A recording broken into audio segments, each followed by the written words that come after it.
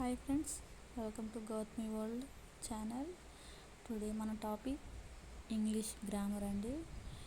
సింపుల్గా ఒక డేని తీసుకుంటే పాస్ట్ టెన్స్లో, ప్రజెంట్ టెన్స్లో, ఫ్యూచర్ టెన్స్లో ఎలా చెప్పగలము అనేది ఈరోజు మన టాపిక్.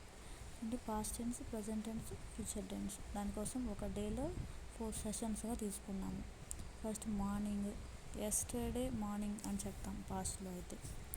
ప్రజెంట్లో అయితే దిస్ మార్నింగ్ అంటే ఈరోజు, ఇప్పుడు జరుగుతున్నట్టు.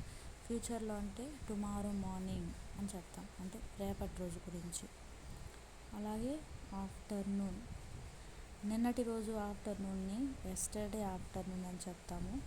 ప్రజెంట్ రోజు అంటే ఈ రోజుని దిస్ ఆఫ్టర్నూన్ అని చెప్తాము. ఫ్యూచర్లో అంటే రేపటి యొక్క మధ్యాహ్నాన్ని టుమారో ఆఫ్టర్నూన్ అని చెప్తాము. నెక్స్ట్ ఈవినింగ్, పాస్ట్లో జరిగింది అంటే నిన్నటిది ఎస్టర్డే ఈవినింగ్ అని చెప్పాలి. ప్రజెంట్లో అంటే ఈ రోజుది దిస్ ఈవినింగ్ అని చెప్తాము. ఫ్యూచర్లో అంటే రేపటికి టుమారో ఈవినింగ్ అని చెప్తాము.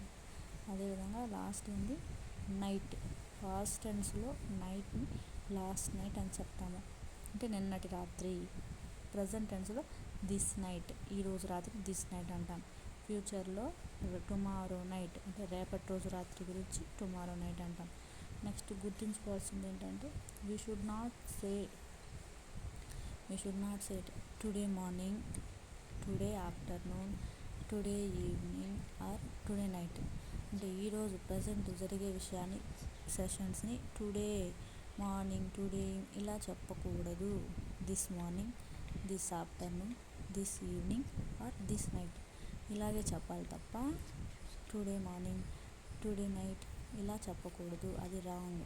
ఫ్యూచర్లో ఉన్నట్టు tomorrow morning, tomorrow night, tomorrow evening అని చెప్పాలి రేపటి రోజు గురించి అయితే.